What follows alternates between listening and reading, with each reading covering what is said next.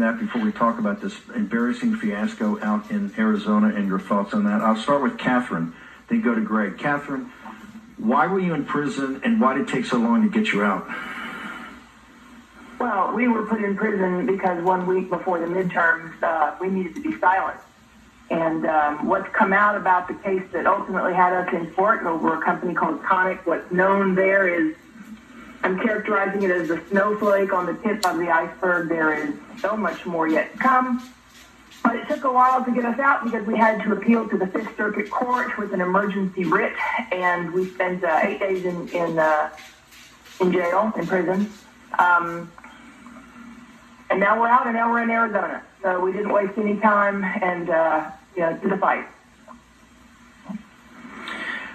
So before we go to Greg, Joe Biden's over there now, and the apparatus has this concept of strategic competition with the Chinese Communist Party, and that we're competitors, and we're going to outcompete them, and we're going to pass these bills, we're going to become, because Americans are competitive, and our system is built on competition, and we can outcompete them. In your mind, given what you and Greg Phillips know about this situation with the information in the server and the way it's been presented to people and what the reality is it your belief, Catherine Engelbrecht, that the Chinese Communist Party is a competitor to the United States, or is it a sworn enemy and an existential threat to the Chinese people and to the citizens of this country, ma'am? It is the latter. China is an existential threat to this country, and what we have uncovered extends well beyond just elections. It extends into public schooling, into some of our finest universities, into military, into government telecom. Our processes are being subverted, hidden in plain sight, and the fact that the federal government under the Biden administration won't take a stand to stop this, and in fact it's covering it up, is treasonous. Is treasonous. And so if their attempt to silence us for a week was to put us in jail, make no mistake, the story is far from over, and the American people need to see what is happening. They are not our competitors. They are stealing our elections, and all the way down the line, the technology that has to be known. Greg Phillips, thank you, and I want to hear about your time in prison, but also, so people that are particularly mainstream media, because a lot of people watch this because of Arizona and other things, are going to say, okay, they've gone full tip. Bannon is the leader of the anti-CCP movement, right? But right now, he's got Engelbrecht and Phillips on, and Phillips knows national security, so now they put their tinfoil hats on, and they're in full tinfoil hat mode. What is your response to our obvious critics about this topic, sir? You know, there's absolutely no question, Steve, that they are a threat. Not just a threat, but possibly the threat in the world. They're the threat to freedom. They're the threat to everything that we all stand for, and that everything that you two as leaders of the movement fight for. For those of us that are sort of on the ground and the foot soldiers, if you will, or the people out slugging it out, I believe that today, more so than maybe ever, not just because of what the court did to lock us up and keep us from going to Pennsylvania and explain to the people of Pittsburgh what exactly it is that's happened. That's why they locked us up. And we have no doubt that they're going to do everything they can do to shut us up, to keep us silent, to try to force us to kneel. But I can tell you, Steve, we were here last night in Arizona, and I have not met one single person ready to kneel. The game's on. But Greg Phillips and Catherine Engelbrecht are not people that kneel to anybody but Christ. I want to go back to Catherine for a second. Catherine, I met you, I think, 12, 13, maybe 14 years ago.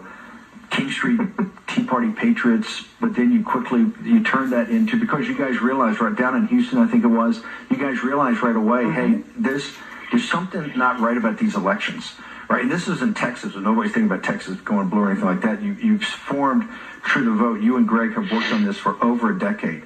I would go down to your seminars and talk 12 years ago, and you guys were into the details and the weeds of what's happening. Give us your assessment, ma'am, now that you've been sprung from jail. Give us your assessment of this situation in Arizona as you see it as an expert in elections, ma'am. the fraud has been institutionalized. The engineered chaos that was remains to be seen whose hand was at the wheel when the tabulator settings were changed, or who was giving the direction on where door 3 ballots should be placed, and it was different polling place into polling place, or turning voters away, and there's the process is so fundamentally broken. And why we are not out as advocates of liberty, why we are not out with lawsuits all over the place already to stop this madness, I'm not certain, but that's what we intend to find out here, now on the ground, and hopefully things are going to change fast. But the fraud's been institutionalized, and we need to wake up, because it's not going to get any better. Greg, can you jump in here? We got about a minute, and I'm going to hold you guys through break at Jim off to have a lot of other people coming on. Engineer Chaos, they started Tuesday morning with Mr. Rogers coming out and saying, hey, we have a great day, but 26% of our voting centers, the machine, and 1 out of every 5 ballots is not going through. And then there's kind of some airy-fairy thing that people had 2.5 hour, 3-hour waits. Is that what you refer to when Catherine refers to engineered chaos? Is that what we're talking about? Yeah, absolutely right, Steve. I mean, the challenge that they're facing down here is that people were literally turned away. People were disenfranchised. They were told to get out of line. They were told to leave. We learned last night we had something like 1,500 calls to Catherine's election integrity hotline.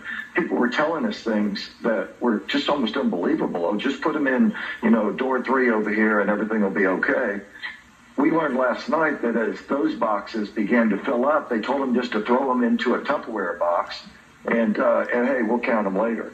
People were literally walking away and never got to vote. We've got disenfranchisement. We've got not just a broken process, but a process designed to steal. And not to mention the fact, of course, that you have Katie Hobbs, who, depending on where this thing goes, may be certifying her own stolen election. How can it be? We have to stop the certification. It's not going to be. Yes, we have to stop the certification, no doubt. Okay, short commercial break. 2 Patriots, Greg Phillips, Catherine Engelbrecht.